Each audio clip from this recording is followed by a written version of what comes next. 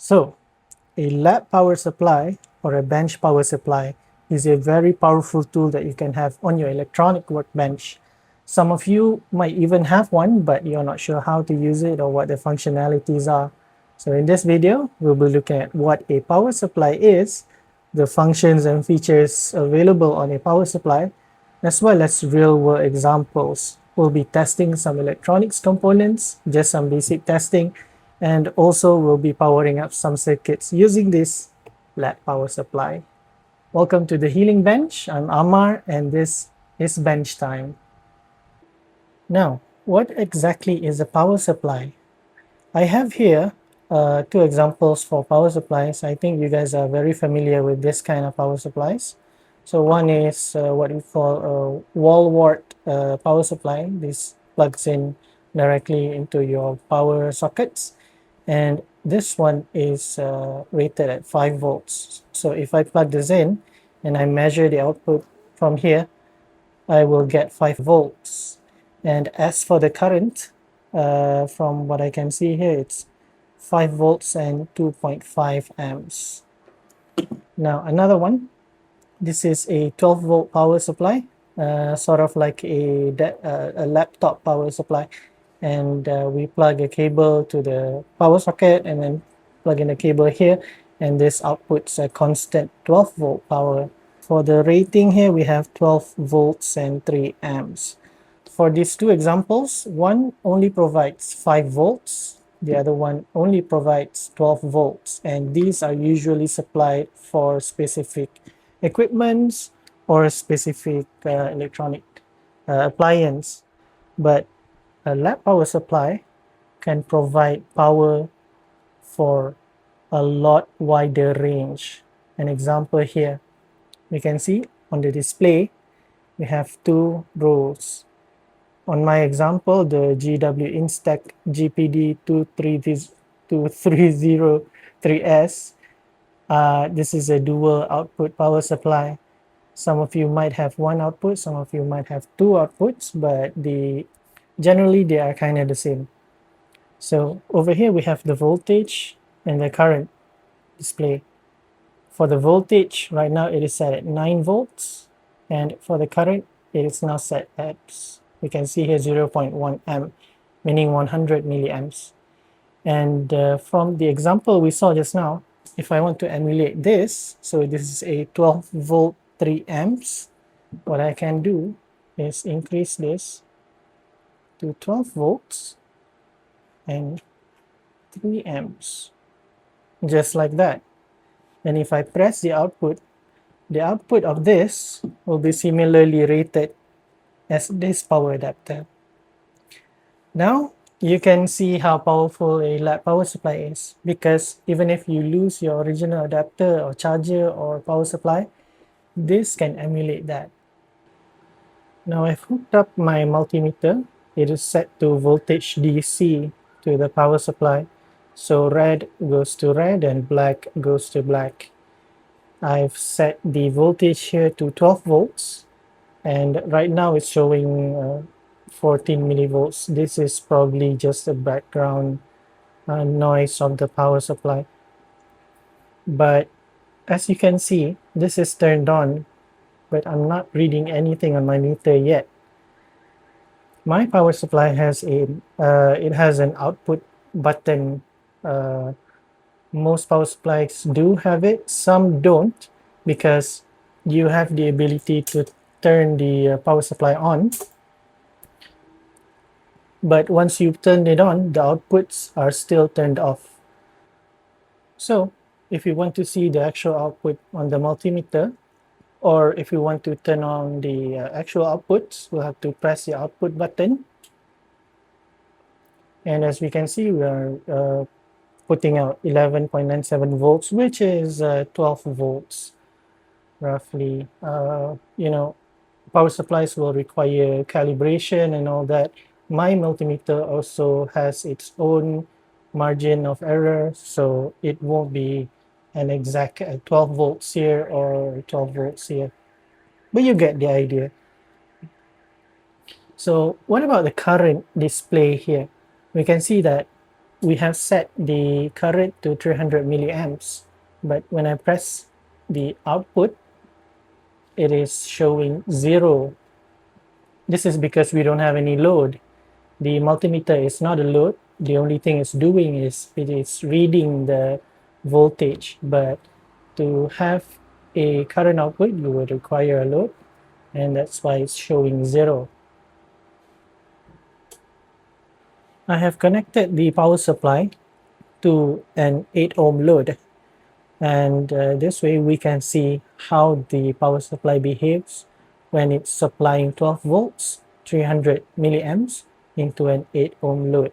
I also have the multimeter connected to the load to read what kind of voltage are we also reading based on what the power supply is supplying. And it might not be 12 volts because this is only 8 ohms. But we'll have to turn on to see what happens.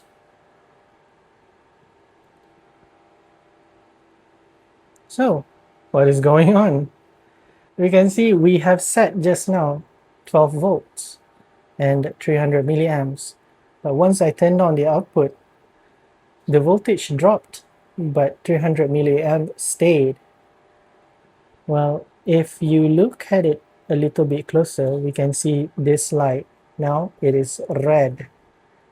What does it mean? Most power supplies has a constant voltage or constant current modes, and it can be either one only. It's either or. It cannot be both constant voltage and both constant current. Right now, because this is an 8 ohm load, it cannot produce the 12 volt output because it has already reached 300 milliamp that we had set just now. Because the current is limited, it is now a constant current. What can we do to make it reach the 12 volts that we just set just now? We have to turn up the current. See, as I turn the current up, the voltage also increases.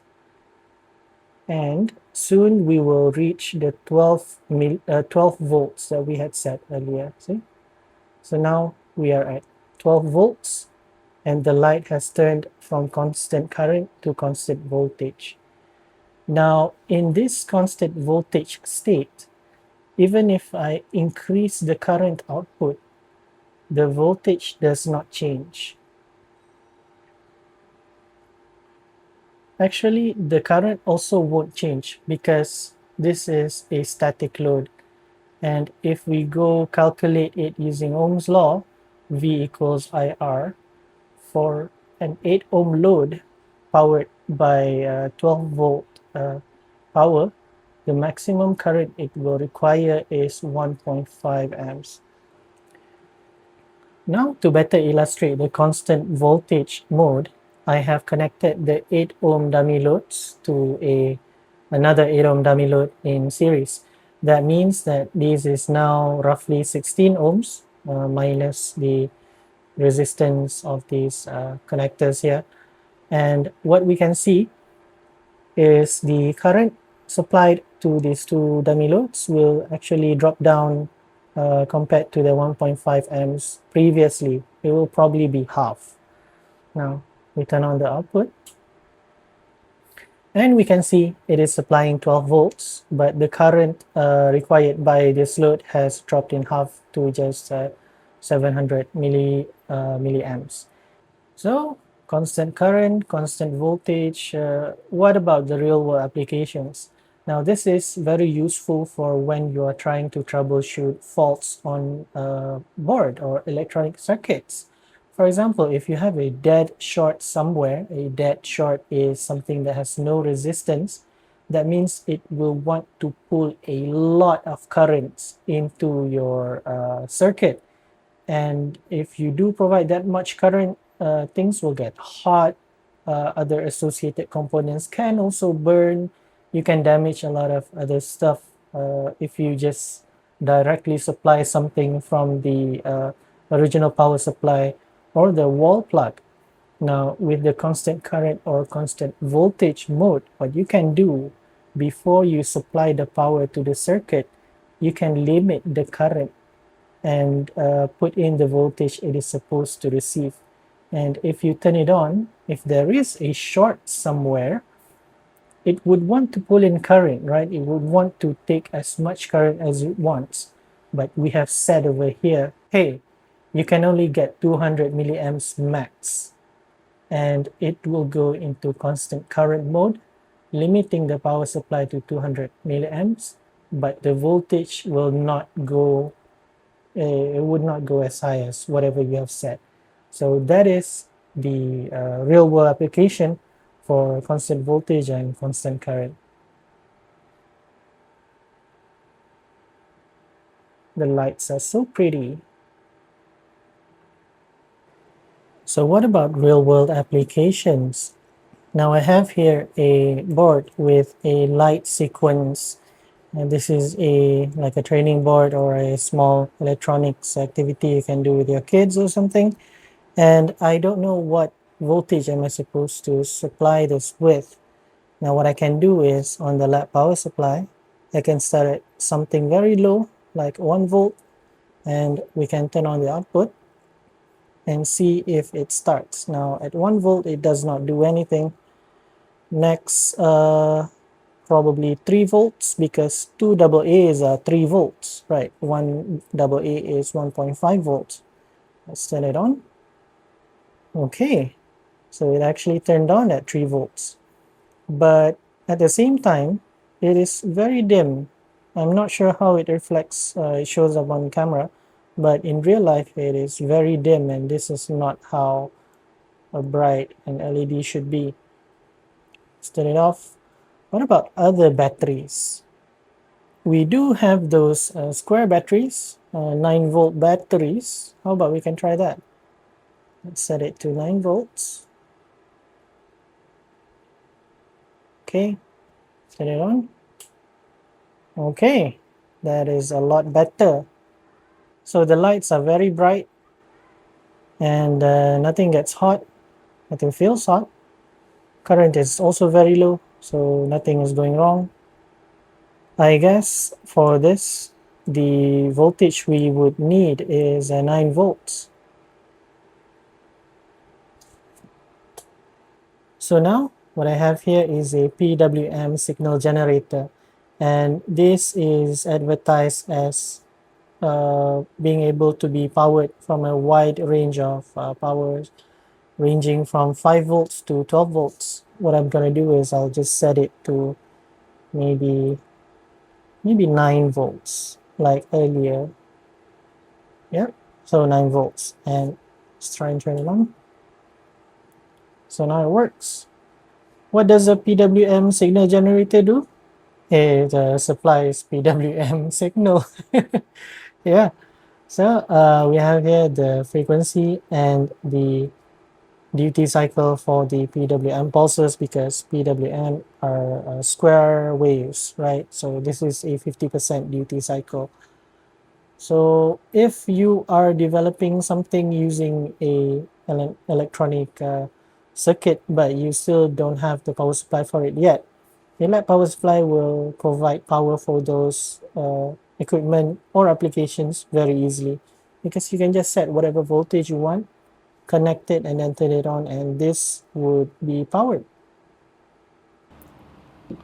So one of the things that we can do with a power supply is, aside from testing components or electrical circuits, we can also use it for charging batteries. So what I have here is a standard 18650 battery. This is a 3.7 volt battery, and it's rated at 2400 milliamp hour. Now for a battery like this, the fully charged state, it should provide around 4.2 volts. Now before I go and show how we can use the power supply to charge a battery, maybe I need to clarify. This is not supposed to be a tutorial, because there are some nuances when it comes to charging a battery with something else. other than the battery charger, because there is a real possibility for something like this to explode. They can burn or maybe overheat. So that is a word of caution.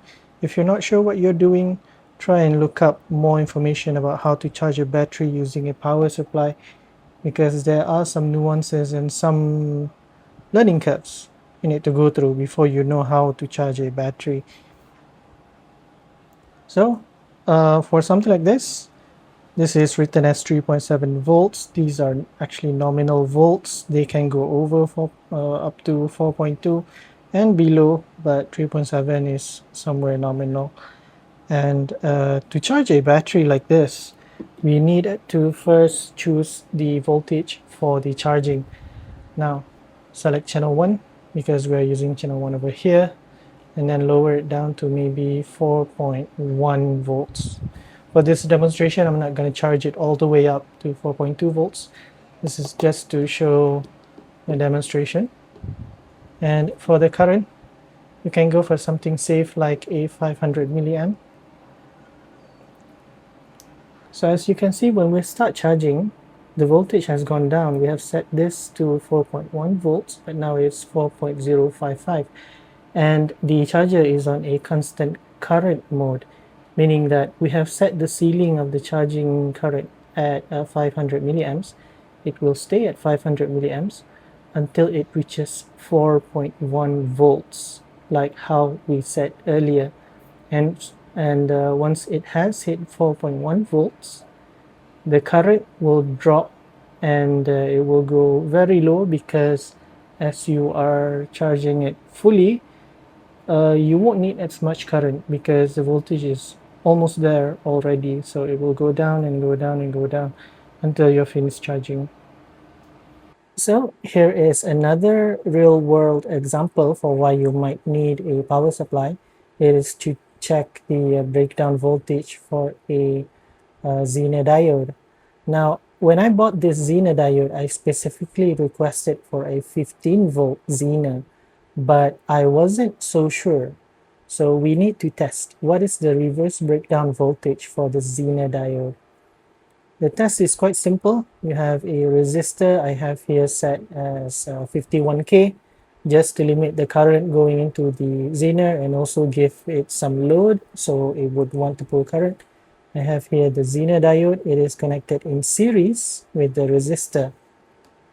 As for the power supply, we'll be providing power to the cathode of the Zener diode, because remember, Zener diodes work on reverse breakdown voltages, so you connect it the other way as opposed to normal diodes. And I have here my multimeter set at voltage DC, and I'm going to connect it across the Zener diode because we are measuring the voltage of the Zener diode. Now, if this is a 15 volt Zener diode, that means it would stop conducting at 15 volts. Right now we are set at 10 volts, so we have here 10.42 volts, roughly kind of there. And let's increase the voltage.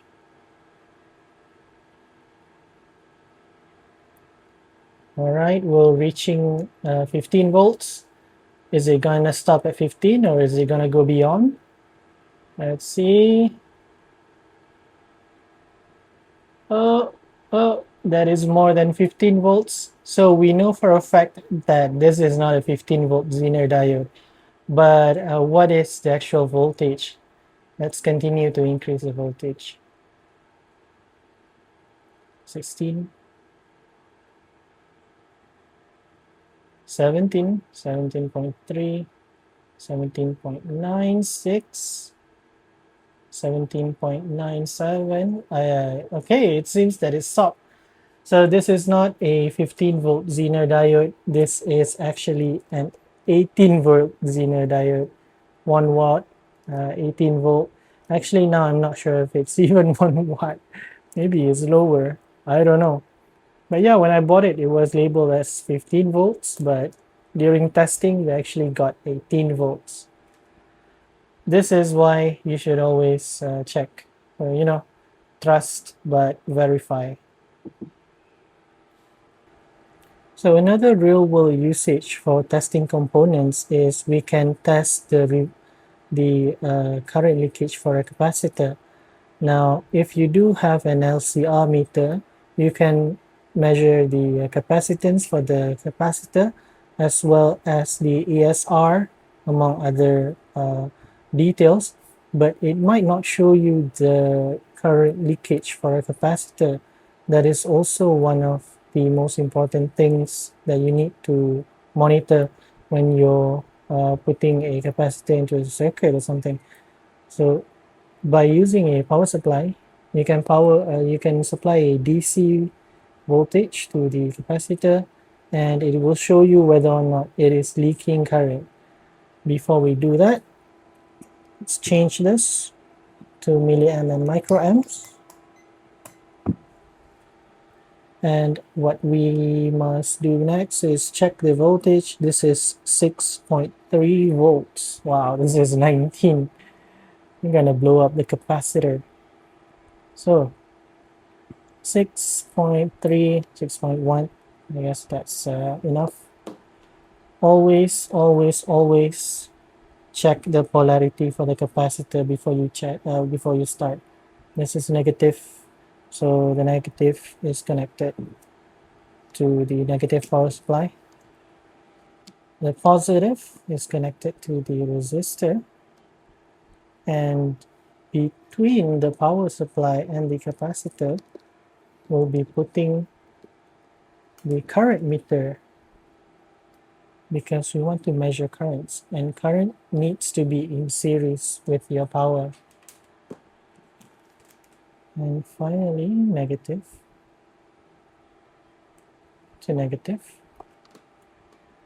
This meter will show initially a high reading, but as time goes on, the reading would drop, and it would drop a lot until it might be even as low as 1 microamp. So let's see what is the leakage of this capacitor.